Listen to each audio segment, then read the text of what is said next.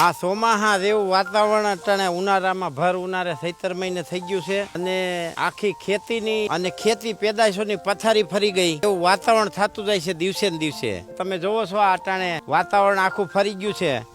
હું તમે હંધાય ખેતરમાં અનલિમિટેડ કેમિકલ ઠોકી છે અને કારખાના વાળા બે માપ ધુવાડો કાઢે છે. કોઈ દી કોઈ એવું વિચારતું નથી કે આ પ્રકૃતિ બગડે છે. નદીઓના પાણી ભારતમાં નદીઓને માતા કહે પણ પાણી અડવા જેવું નહીં. અમેરિકામાં વિદેશમાં કોઈ નદીને માતા નથી કેતો પણ એક બીડીને ઠૂઠુક એક હાબુ વાળું પાણી નદીમાં ન જાય એનું હવના સોસ ખાડામાં ઉતારે ફરજિયાત કાયદા છે. અને અહીંયા શેઠેથી ઝાડવા આપણે ચોખ્ખા કરી નાખ્યા એક નો રહેવા દીધું. ઉનાળે ઓલા મજૂર નવરા હોય ને એટલે એને સા પાણીના પૈસા દે ને 5000 વાપરવાના ઠોકી નાખ અને ઓલો એ ટેસ્ટ થી વેચી આવે એક ઝાડવું 30,000 નું થાય એને તો કમાણી થઈ જાય. પણ આપણી પ્રકૃતિનો સત્યાનાશ નીકળી જાય. મિત્રો આ શેઠે ઝાડવા છે ને આમાં વૈયા બેહે કાગડા બેહે કાયબરું બેહે એને ભૂખ લાગે ને એટલે ખેતરમાં ઉતરે અને ખેતરમાંથી કોસેટા વીણે જે ઈરુના કોસેટા હોય ને એ વીણી વીણીની ખાઈ જાય અને એનું આશ્રય સ્થાન છે. એ તો એનો આપણો એક ફાયદો. એવો જ ફાયદો જમીન ગરમ નો થાય, વાતાવરણ એકદમ શીતળ રહે, જમીન તૃપ્ત રહે, જમીનની અંદર ભેજ જળવાઈ રહે. ઉનાળામાં હળ આગતા ને ગઈઢા તો કોઈ છે ગારો નીકળતો અને અટાણે આપણે ઢગલાબંધ ડીએપી યુરિયા ને એમોનિયા ઠોકી અને 3-3 ફૂટ ખોદો ને તો ભીની જમીન નથી નીકળતી. એટલે આમાં ભગવાનનો વાંક દેવાની જરૂર નથી. ઘણા ભગવાનને ગાયરું દેતા હોય, ઘણા સરકારને ગાયરું દેતા હોય. આ આપણા જ કરેલા આપણને લાગે. આમાં કઈ કોઈનો બીજાનો દોષ દેવાની જરૂર નથી. જય ગૌ માતા.